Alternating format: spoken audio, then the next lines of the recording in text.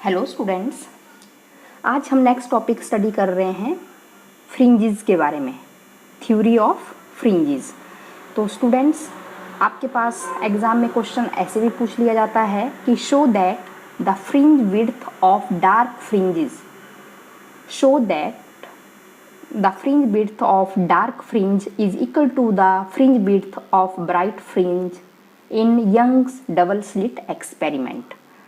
और यही क्वेश्चन ऐसे भी पूछ लिया जाता है कि what is fringe width, derive an expression for fringe width in young double slit experiment. तो यहाँ पर स्टूडेंट्स हमने फ्रिंज के बारे में स्टडी करना है, क्योंकि लास्ट जो टॉपिक हमने इंटरफेरेंस में किया था कि जो बेसिक जो थ्योरी थी इंटरफेरेंस पैटर्न्स के लिए, तो इसमें हमने कंडीशंस हमने फाइंड आउट किया था कि कंस्ट्रक्टिव इंटरफेरेंस कब बनेगा और डिस्ट्रक्टिव इंटरफेरेंस कब बनेगा। तो वहाँ पर हमने पाथ डिफरेंस के लिए वैल्यू निकाली थी कि जब पाथ डिफरेंस की value integral multiple of lambda होगी, जब ये वैल्यू कैसी होगी, लैम्डा होगी, इंटीग्रल मल्टीपल ऑफ लैम्डा। और लैम्डा की वैल्यू हमें पता थी कि 1 लैम्डा हो सकती है, 2 लैम्डा, 3 लैम्डा, 4 लैम्डा।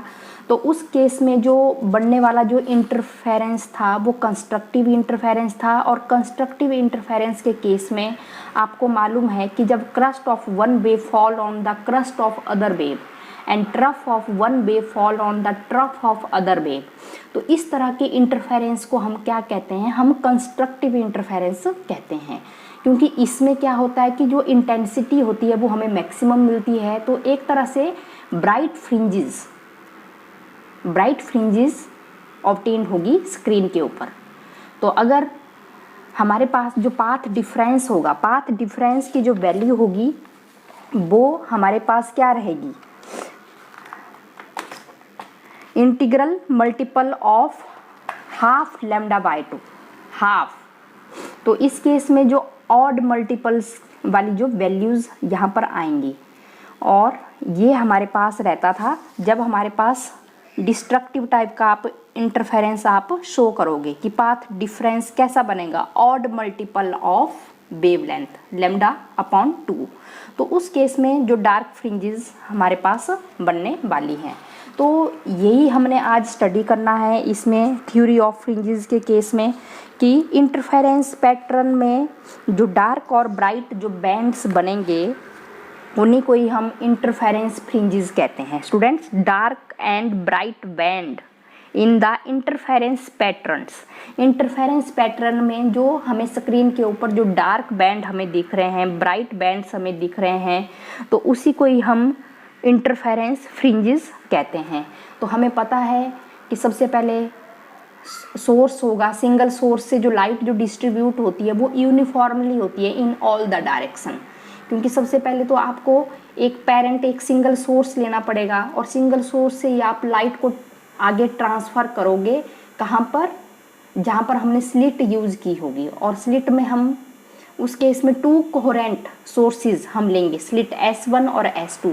वो कैसे सोर्सेज होंगे, कोहेरेंट सोर्सेज। क्योंकि कोहेरेंट सोर्सेज क्या सोर्सेज होते हैं, 2 sources are said to be coherent if they emit light of same wavelength or same frequency or having a constant phase difference। constant phase difference होता है, ठीक है, और आप इन फेज भी कह सकते हैं, इन फेज। तो यहाँ पर हमने सबसे पहले आपने इसको डायग्राम को आपने बताना है अच्छे से कि हमारे पास सबसे पहले हम 2 कोहेरेंट सोर्सेज हम यहाँ पर लेने वाले हैं, 2 कोहेरेंट सोर्सेज।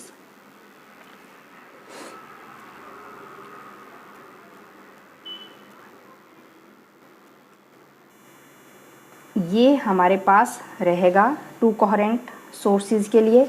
तो यहाँ पर आपने स्टूडेंट्स ध्यान रखना है कि जो लाइट है वो एक सिंगल सोर्स से आ रही है। जैसे यहाँ पर ये कोई सिंगल सोर्स है, तो जो लाइट होगी वो तो यूनिफॉर्मली क्या होगी, स्प्रेड होगी इन ऑल द डायरेक्शन। यहाँ पर हमने स्लिट यूज़ कर दिया है आगे, स्लिट। यहाँ पर ये स्लिट S1 है और ये स्लिट क्या है, S2 है। और स्लिट S1 और S2 के बीच में जो डिस्टेंस है वो स्मॉल d हम ले रहे हैं। S1 और S2 के बीच में जो डिस्टेंस रहेगा वो स्मॉल d रहेगा। और ये हमारे पास स्क्रीन रहेगी, इसी स्क्रीन के ऊपर हमें पता लगेगा कि ब्राइट फ्रिंजेस कहाँ पर बन रही हैं और डार्क फ्रिंजेस कहाँ पर बन रही है। तो ये स्क्रीन है, स्क्रीन और स्लिट के बीच में जो डिस्टेंस जो रहेगा हमारे पास, उसको मैं कैपिटल डी से रिप्रेजेंट कर रही हूँ। ये हमारे पास कैपिटल डी रहेगा, distance between slit and screen. तो यहाँ पर अब आपको पता है कि 2 कोहेरेंट सोर्सेज हमने ले लिए हैं, S1 एंड S2, और दोनों को सेपरेट किया है स्मॉल डिस्टेंस D से, और कैपिटल D हमने डिस्टेंस ले लिया है स्क्रीन और स्लिट्स के बीच में। जो S1 और S2 जो स्लिट्स हैं उसके और स्क्रीन के बीच में जो डिस्टेंस है वो कैपिटल D हमने लिया है। अब उसके बाद आपने बता देना है स्टूडेंट्स कि यहाँ पर हम सेंटर पॉइंट ले लेंगे जो बिल्कुल बीचों बीच यहाँ पर लाई करेगा। तो इसको हम डॉटेड में मैं इसको ऐसे रिप्रेजेंट कर रही हूँ।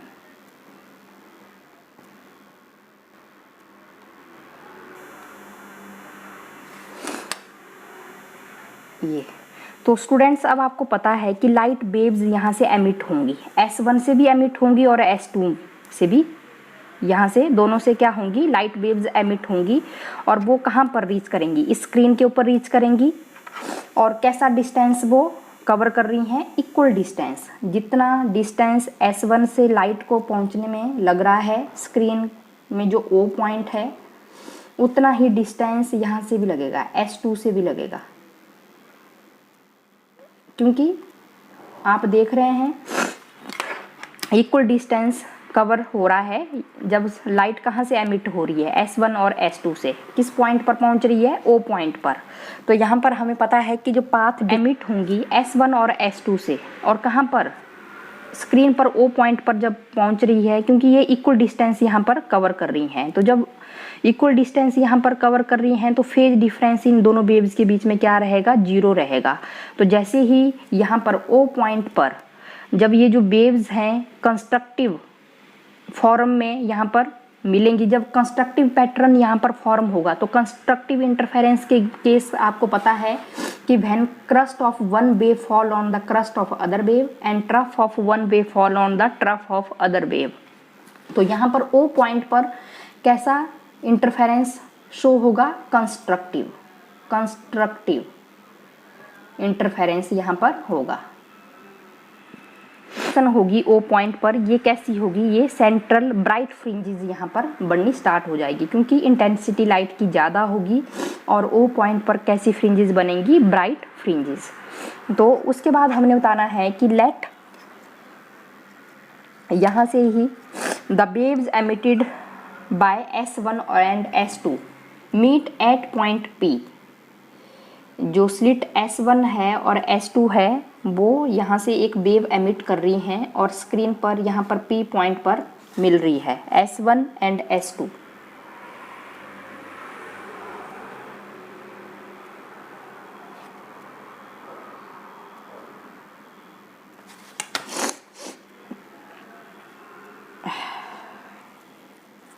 O पॉइंट पर ब्राइट फ्रिंजेस बन रही हैं, और वैसे ही आपने बता देना है कि जो वेव्स हैं वो S1 और S2 से जो एमिट हो रही हैं, और स्क्रीन पर एक पॉइंट है P, वो यहाँ पर लाई कर रही हैं, और ये O पॉइंट से जो P का जो डिस्टेंस रहेगा वो क्या रहेगा, O पॉइंट से P का जो डिस्टेंस रहेगा वो स्मॉल बाई रहेगा, O से लेकर P तक।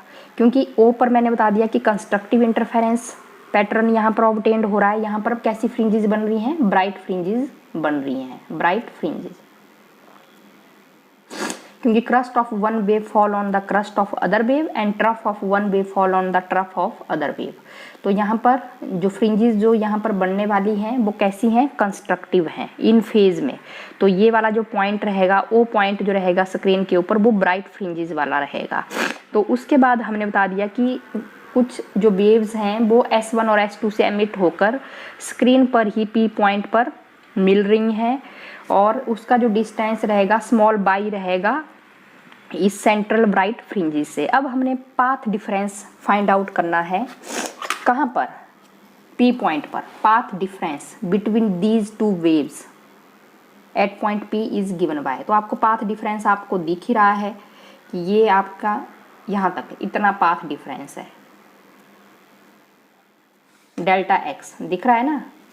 एक्स्ट्रा यही है पाथ डिफरेंस। पाथ डिफरेंस आप निकाल सकते हैं between these waves at point P is given by. यहाँ पर जो पाथ डिफरेंस आएगा between these waves at point P is given by, तो पाथ डिफरेंस को मैं डेल्टा एक्स से रिप्रेजेंट करने वाली हूँ। और डेल्टा एक्स से रिप्रेजेंट करने के बाद आपने लिखना है कि जो ज़्यादा डिस्टेंस वाली जो वेव है वो S2P है और स्मॉल डिस्टेंस वाली जो वेव है वो S1P है। तो यहाँ पर आप देख रहे हैं डायग्राम में। तो मैं आगे फिर इसको कंटिन्यू कर रही हूँ। डेल्टा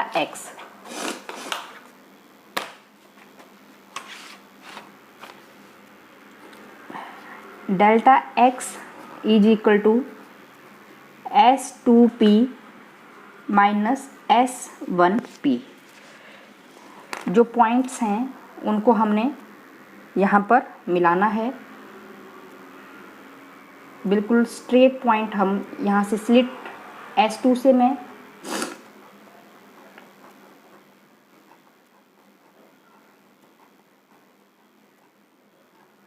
आगे स्क्रीन पर एक पॉइंट में मिला रही हूँ, ये B पॉइंट, और वैसे ही स्लिट S1 से भी बिल्कुल स्ट्रेट हमने इसको आगे स्क्रीन पर डॉटेड में मिलाना है। ये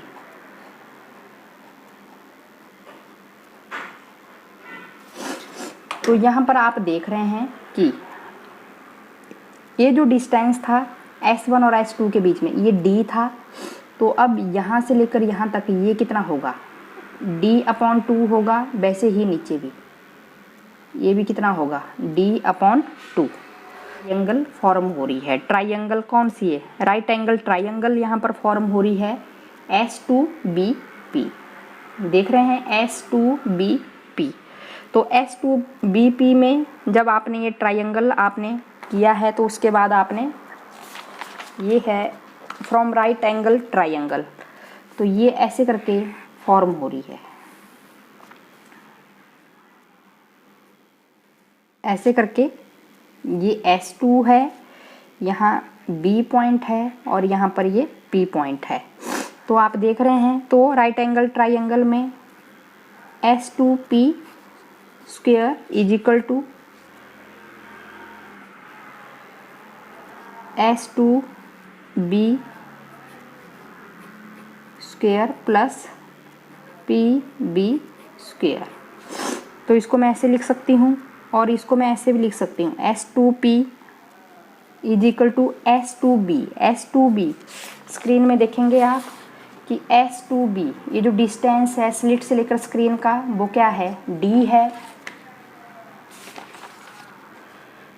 तो इसको मैं D बता रही हूँ। और PB स्क्वायर देखेंगे स्टूडेंट्स यहाँ पर PB, तो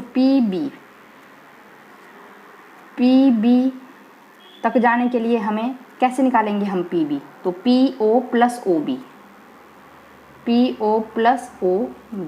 तो PO कितना है, 22 है, और प्लस OB कितना है, D/2। बिल्कुल इजी है स्टूडेंट्स, इसको देखेंगे आप।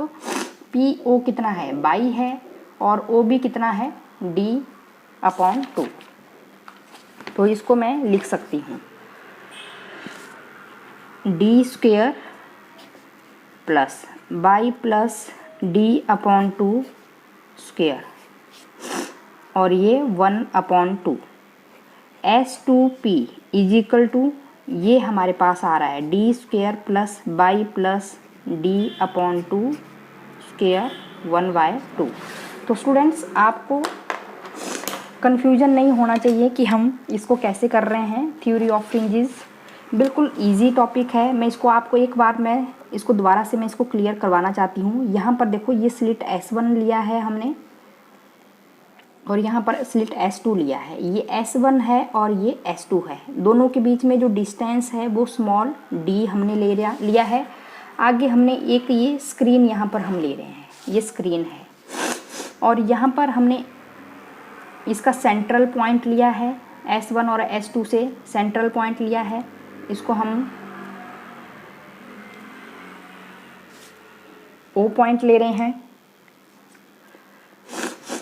तो S1 से लेकर O तक जो लाइट एमिट हो रही है और S2 से जो लाइट एमिट होकर स्क्रीन के ऊपर फॉल कर रही है, तो जब crust of one wave fall on the crust of other wave and trough of one wave fall on the trough of other wave, तो उस केस में क्या हो रहा है, यहाँ पर ब्राइट फ्रिंजेस यहाँ पर फॉर्म्ड हो रही हैं। तो एक तरह से कंस्ट्रक्टिव इंटरफेरेंस पैटर्न यहाँ पर ऑब्टेन्ड हो रहा है स्क्रीन के ऊपर। और ये स्लिट और स्क्रीन का जो बीच का जो डिस्टेंस है वो कैपिटल डी है। अब हमने इसको डायग्राम को प्रॉपरली समझने के लिए हमने इस स्क्रीन पर एक पॉइंट P लेंगे। जो लाइट वेव्स हैं वो स्लिट S1 से एमिट होकर कहाँ पर भी जा रही हैं, स्क्रीन पर जा रही हैं। एक पॉइंट P है, S1 से भी जा रही है और S2 से भी जा रही है, S1 से भी और S2 से भी जा रही है। तो ये हमारे पास आएगा। और साथ में जहाँ पर स्क्रीन में जो ब्राइट फ्रिंजेस जो बन रही हैं उसका और ये वाला जो डिस्टेंस है वो बाई लिया है, हमने बाई लिया है। अब प्रॉपर हमने अगर डायग्राम को समझना है तो उस केस में हमने क्या करना पड़ेगा, ये जो S1 है इसको डॉटेड लाइन में आपने यहाँ से एक लाइन लेनी है और उसको स्क्रीन पर मिलाना है। इसको आपने डॉटेड में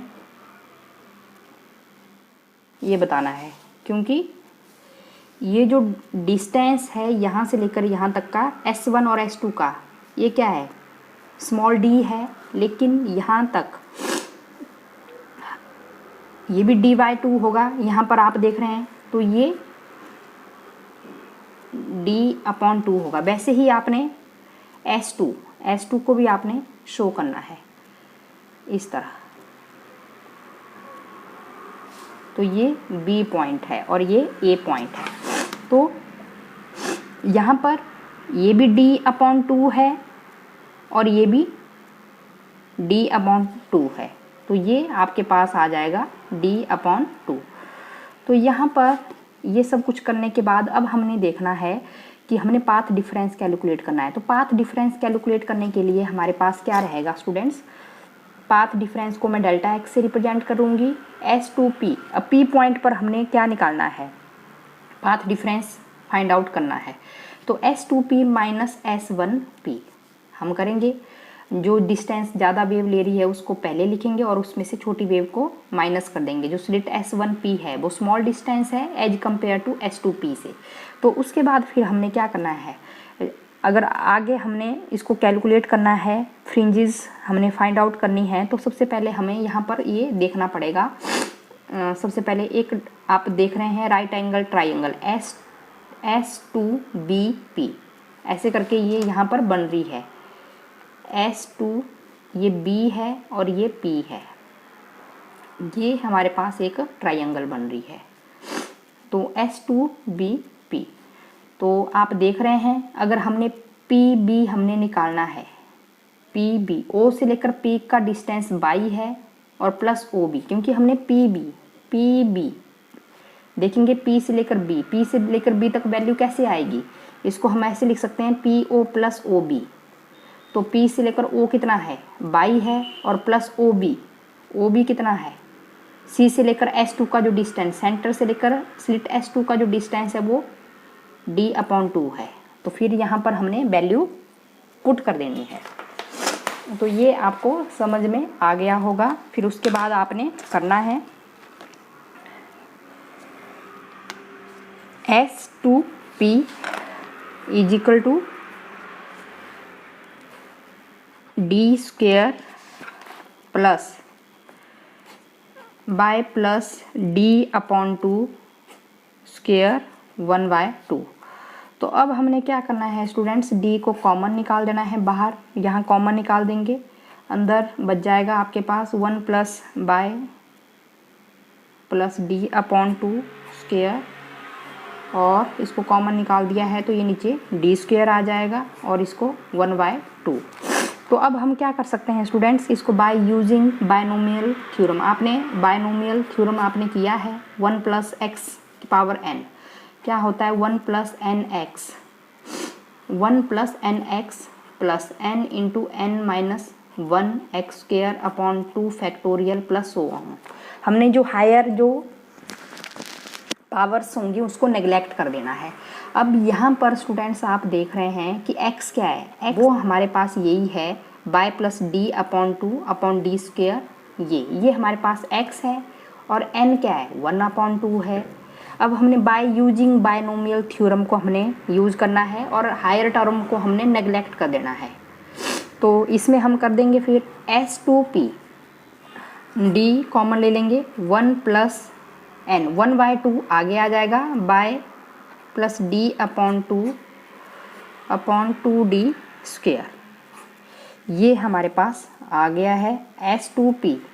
तो d plus by plus d upon 2 और यहाँ पर 2d स्क्वायर, ये d से d कैंसिल हो जाएगा, अंदर जब मल्टीप्लाई होगा तो 2d आ जाएगा। तो ये आप देख रहे हैं कि ये हमारे पास सेकंड टर्म आ रही है। और similarly from right angle triangle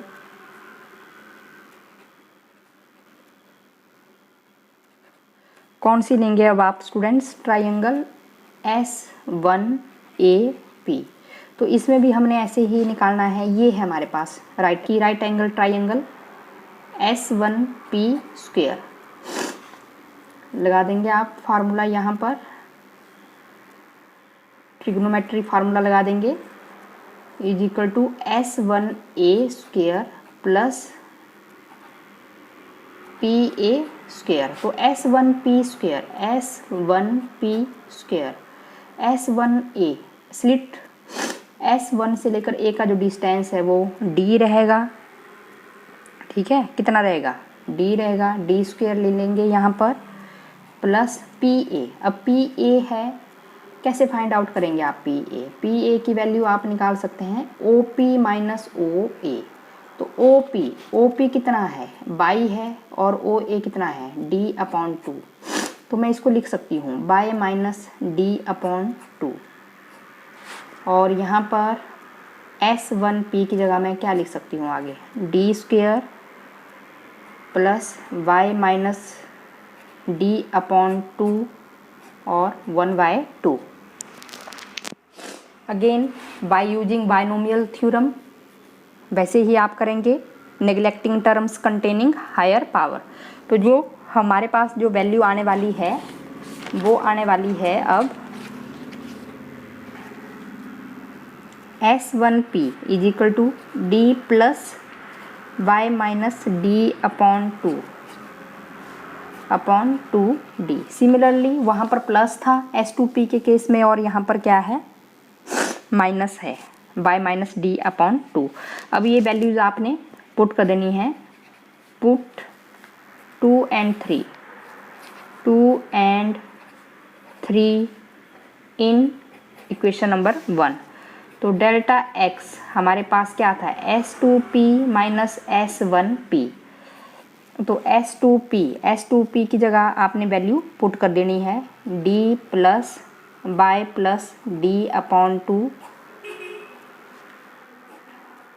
2D और minus D minus y minus D upon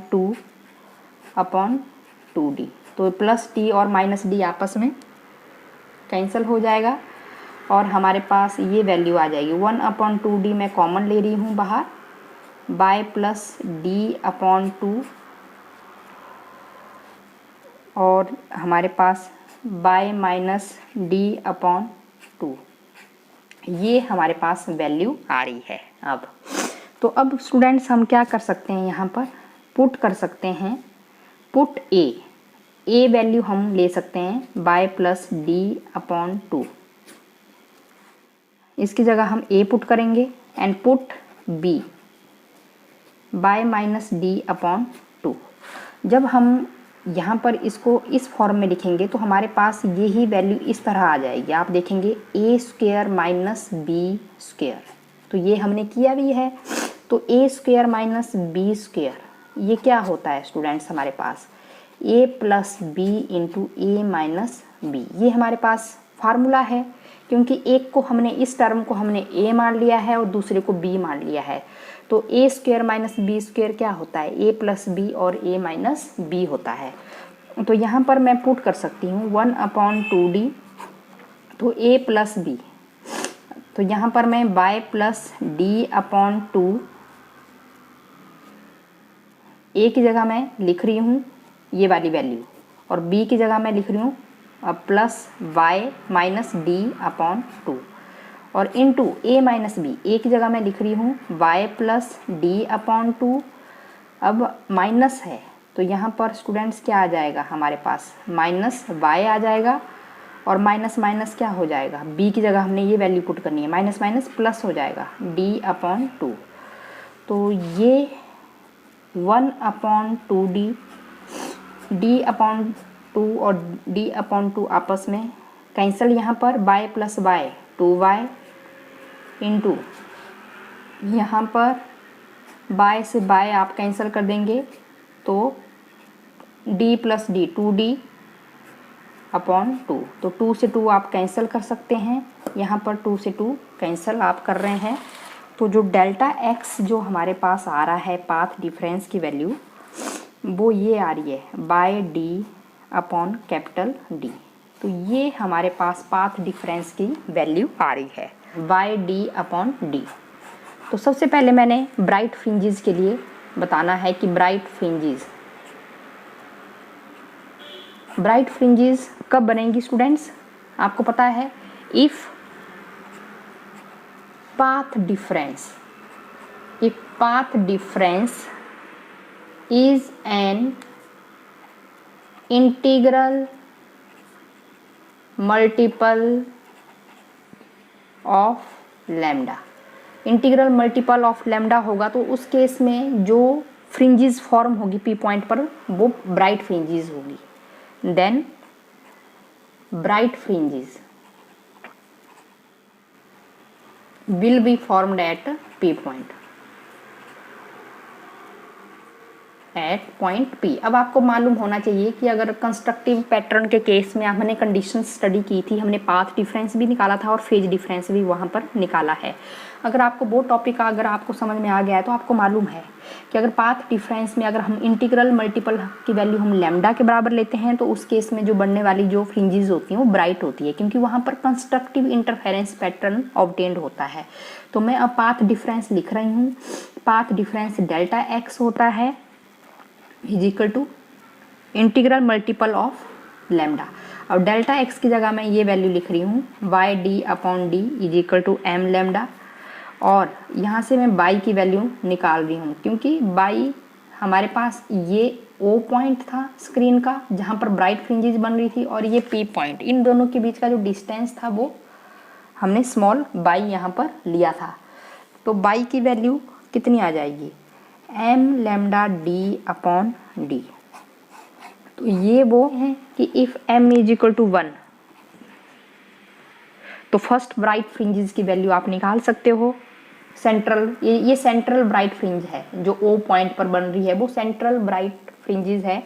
तो वो जो डिस्टेंस रहेगा, अब फर्स्ट जो ब्राइट फ्रिंज यहाँ पर बनेगी P पॉइंट पर, तो उस केस में m की जगह मैं 1 पुट कर रही हूँ तो lambda d/d।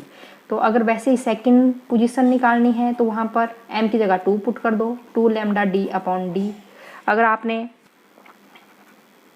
m-1 bright fringes हमने निकालनी है तो वहाँ पर हम m की जगह m-1 लैम्डा d/d हम लिख सकते हैं। तो अब हम फ्रिंजेस विड्थ भी हम निकाल सकते हैं कि फ्रिंज विड्थ क्या होता है। फ्रिंज विड्थ, इसको हम बीटा से हम रिप्रेजेंट करेंगे। फ्रिंज विड्थ को हम बीटा से रिप्रेजेंट करेंगे कि जो डिस्टेंस होगा between two successive bright fringe, यहाँ पर भी ब्राइट फ्रिंज बन रही है और यहाँ पर भी ब्राइट फ्रिंजेस बन रही है, इन दोनों के बीच का जो डिस्टेंस होगा उसी को फ्रिंज विड्थ हम कहेंगे। उसको हम बीटा से रिप्रेजेंट करेंगे कि जो डिस्टेंस होगा between any two successive bright fringes is called fringe width. तो y2 माइनस y1 कर लेंगे तो 2 lambda d/d minus lambda d/d, तो ये आ जाएगा लैम्डा d/d। तो ये बीटा की वैल्यू आ गई लैम्डा डी अपॉन डी। तो ये ब्राइट फ्रिंजेस के लिए। तो पाथ डिफरेंस की जो वैल्यू आएगी वो कैसी आएगी, इंटीग्रल मल्टीपल होगी लैम्डा की वैल्यू। तो स्टूडेंट्स डार्क फ्रिंजेस में क्या होगा कि जो पाथ डिफरेंस होगा, if path difference is odd multiple of lambda by 2, तो उस केस में then dark fringes are formed at point P। Values से हमें पता लग जाएगा कि जो पाथ डिफरेंस की जो वैल्यू होगी m प्लस हाफ लैम्डा। अगर हम m की वैल्यू यहाँ पर 0, 1, 2 हम पुट करते हैं तो स्टूडेंट्स आपको पता लग जाएगा कि अगर मैं यहाँ पर m की वैल्यू 0 पुट कर रही हूँ तो 1/2 लैम्डा बाय 2 आएगा। अगर मैं m की वैल्यू 1 पुट कर रही हूँ, अगर m की वैल्यू मैं 2 पुट कर रही हूँ तो उस केस में जो डेल्टा x की जो वैल्यू आएगी, पहले हमने 0 पुट की है। अगर स्टूडेंट्स यहाँ पर मैं m की वैल्यू में 0 पुट कर रही हूँ, if m is equal to 0, तो डेल्टा x की वैल्यू कितनी आ जाएगी 1/2 लैम्डा। अगर m की वैल्यू में 1 पुट कर रही हूँ तो डेल्टा x की वैल्यू कितनी आ जाएगी 3/2 लैम्डा। अगर m की वैल्यू मैं 2 पुट करूँ तो डेल्टा x की वैल्यू कितनी आ जाएगी 5/2 लैम्डा। ये वैल्यू हमारे पास आने वाली है। तो ऑड मल्टीपल्स वैल्यूज़ आने वाली हैं। तो इस केस में तो अब हम निकाल सकते हैं कि जो डेल्टा x की वैल्यू है वो हमने निकाल दी है y/d/d। तो ये पाथ डिफरेंस की वैल्यू है। तो y/d/d m प्लस 1/2 लैम्डा हम पुट कर रहे हैं। तो अब आपने यहाँ पर y की वैल्यू हम निकाल सकते हैं m प्लस 1/2 लैम्डा d/d। तो ये हमारे पास वैल्यू आ जाएगी।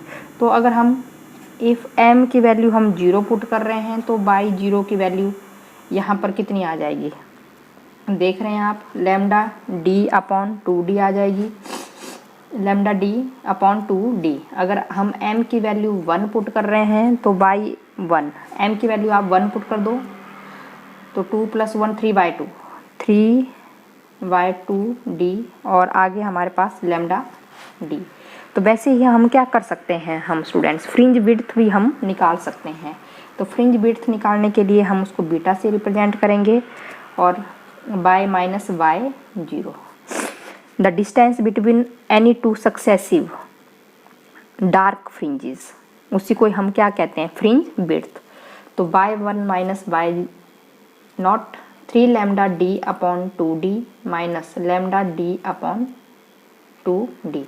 तो 3 माइनस 1 क्या आ जाएगा स्टूडेंट्स 2 लैम्डा d/2d। तो यहाँ से 2 से 2 आप कैंसिल कर देंगे। तो डार्क के केस में भी फ्रिंज विड्थ की वैल्यू यही आ रही है लैम्डा d/d। तो यहाँ से हमें पता लग रहा है।